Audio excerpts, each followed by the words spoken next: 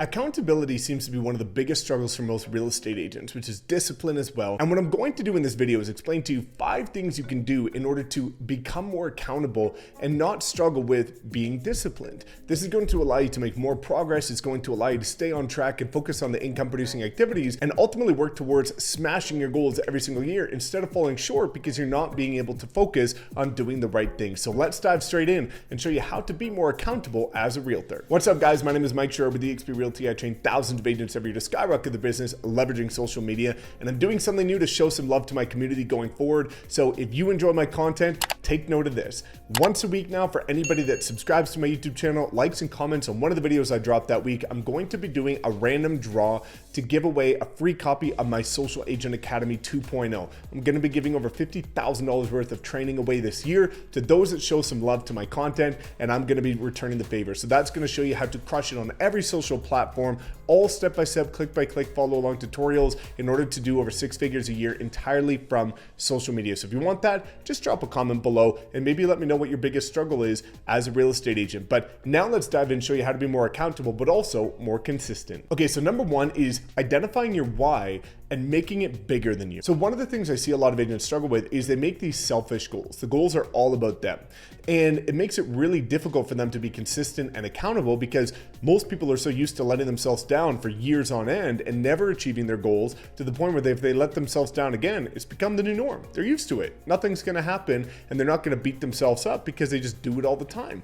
Whereas if you identify your why and tie it to something bigger than you, like your family, your spouse, your kids, or creating generational wealth, or doing something charitable, or something related to your faith. This is ultimately going to allow you to lean on something when times get tough in order to make sure that you can revert back to taking action and being consistent and thus being accountable, because you're actually tying your goal to something that you are going to be very broken if you let these people down. You are going to be very disappointed if you don't fulfill your visions for the people that your why is tied to. Number 2 is a really important one, which is creating a goal and sharing it with somebody that's going to hold you accountable. So one of the best things you can do is say, okay, I want to do 24 deals this year. And if I do 24 deals this year, tell your spouse or tell your kids, we're going to go to Hawaii. We're going to go on a family trip to Disney.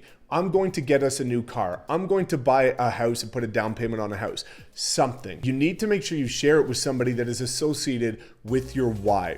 And what this is going to do is if you just say, hey, I want to do 24 deals this year. And if you don't do it, nobody knows. Nobody knows your goals. Nothing's going to happen. You're just going to kind of fade into the darkness and say you're going to do it next year and you won't.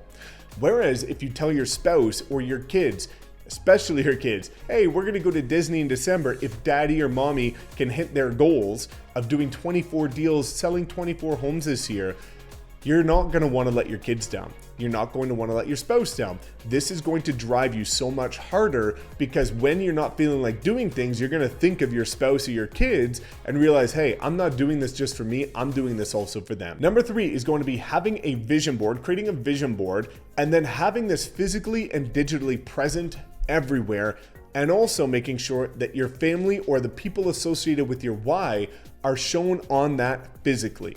And this is really important, where again, everybody should be creating a vision board of what you want to achieve in the next 1 to 5 years. And you should also have that physically printed out, set aside in your office beside you or wherever you work from every single day. And you should also have this as your cell phone background. You should also have this as your desktop background. You should have this everywhere. And this is really important. And also having it physically printed off and also on your cell phone background and your laptop background, the 3 things you're going to see most, and having that picture of the people you associated that why and shared that goal with, that's going to make sure that when you don't feel like prospecting, when you don't feel like recording videos, when you don't feel like following up with somebody or going out to another networking event or whatever your situation is, you're going to look at those faces and say, I'm doing this for them. These people are counting on me. I'm going to go out and do the things that I don't want to do, but I have to do in order to make sure that I don't let these people down. It's not about me, it's bigger than me. But in order to do that, you need to be able to see this constantly, because your obsessions become your possessions. And if you're obsessed with something, if you're constantly looking at something, the repetitions, what you focus on expands. And if you constantly focus on this instead of why things are not going well or why you might not hit your goals, focus on why you're going to hit your goals and who you're actually doing it for. Number 4, leverage a power list. This is something that has allowed me to build multiple 7-figure per year business. And what I do is the power list. This is created by Andy Frisella, one of my mentors in the Arte Syndicate. And what it is just 5 income producing activities a day. And with my days, that's all I do. 5 income producing activities a day. And that's what runs my entire business. And then, once I get those activities done, I'll do little filler things like, engaging with people on social media and answering emails and phone calls and things like that. But all you need to do to build a multiple 6, 7-figure per year business is 5 income producing activities a day. These are income producing activities, not want to do activities. It is not designing a thumbnail on Canva. That should be outsourced to Fiverr.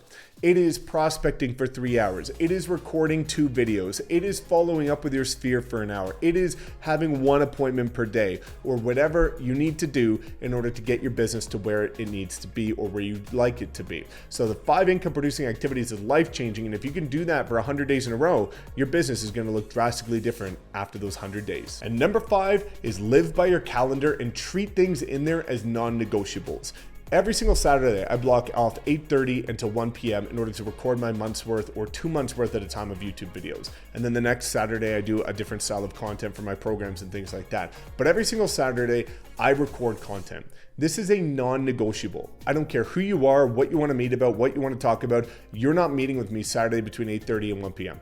It's not happening. Never has, never will. It is a non-negotiable. And that's why I'm so consistent with my content. I never skip a beat because it's built into my calendar, and no matter what, it's not changing. And this is where a lot of agents go wrong, is because they put 3 hours of prospecting into their calendar and then something really light comes up. They get a silly email, or they have a mortgage broker, lender, lawyer that wants to go meet with them for a coffee, title rep, whatever, and they negotiate it. They say, oh, I really don't want to record content. I really don't want to prospect. I'm just going to go for this coffee date.